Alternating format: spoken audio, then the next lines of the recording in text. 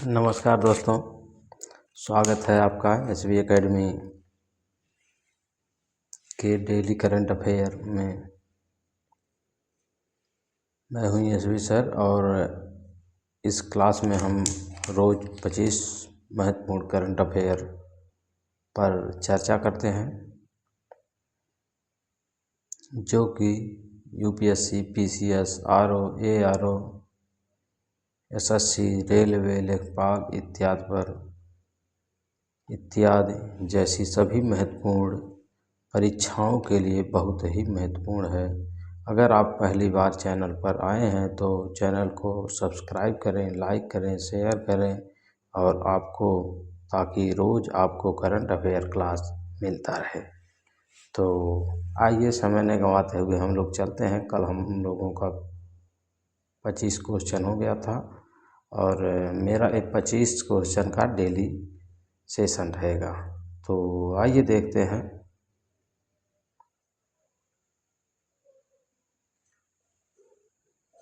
26 question के बारे में।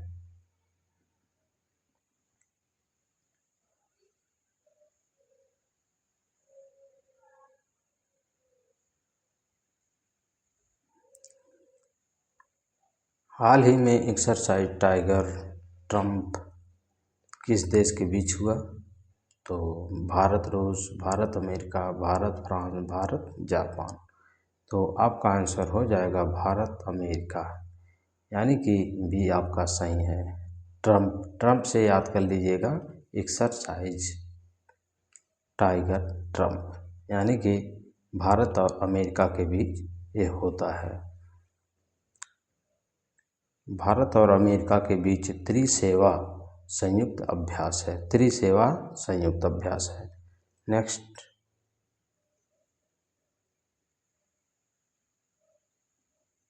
हाल ही में भारत का पहला ग्रीन हाइड्रोजन प्लांट कहाँ स्थापित किया गया? ए गुजरात में, बी राजस्थान में, सी महाराष्ट्र में, डी तमिलनाडु में। तो आपका आंसर हो जाएगा ए गुजरात में। गुजरात में आपका भारत का पहला ग्रीन हाइड्रोजन प्लांट स्थापित किया गया है। कहाँ किया गया है? गुजरात में। ये प्यारे साथियों, ये बहुत ही महत्वपूर्ण क्वेश्चन है और आप लोग इसे ज़रूर याद कर लीजिएगा। इसको आप लोग लगाइएगा, जैसे अभ्यास यहाँ लिखेंगे, जैसे अभ्यास का मैंने क्वेश्चन कराया तो अभ्यास डाल दीजिएगा। तो टाइगर ट्रंप कहाँ का है? यहाँ कहाँ का? तो भारत और अमेरिका, यानी कि इस तरह से ये कहाँ स्थापित किया गया, इसको आप लोग ज़रूर याद कर लीजिए और इस तरह से आप चार्ट बनाते रहिए।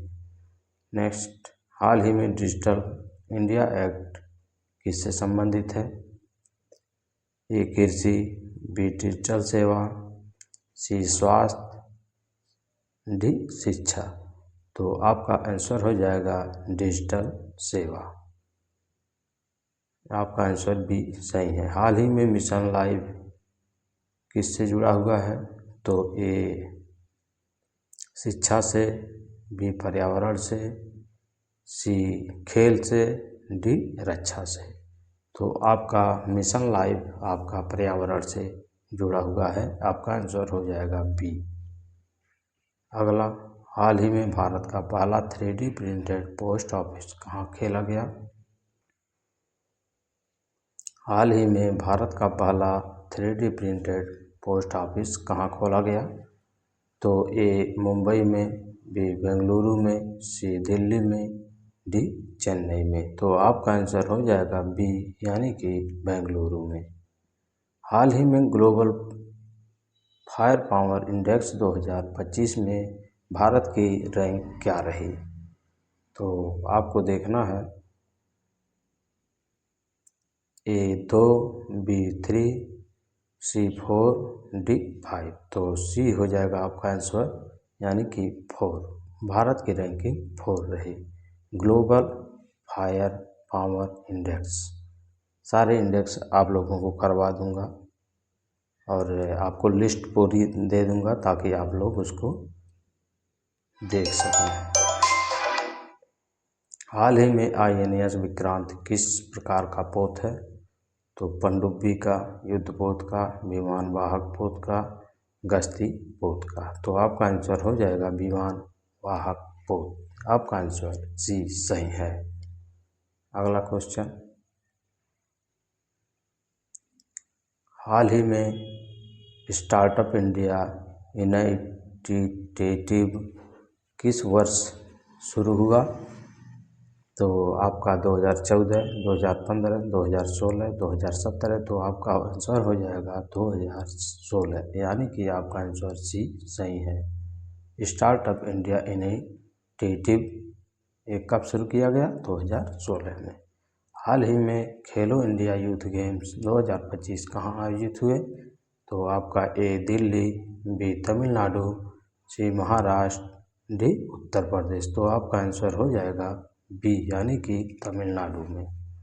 हाल ही में भारत का पहला सोलर सिटी किसे घोषित किया गया?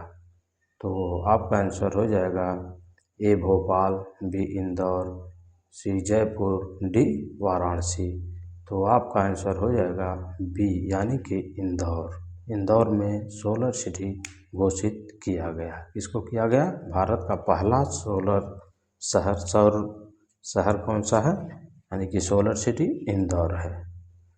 हाल ही में स्वच्छता के उसमें भी इंदौर आगे है, स्वच्छता इंडेक्स में भी इंदौर आगे है। हाल ही में ग्लोबल इनोवेशन इंडेक्स 2025 में भारत की क्या रैंक रही?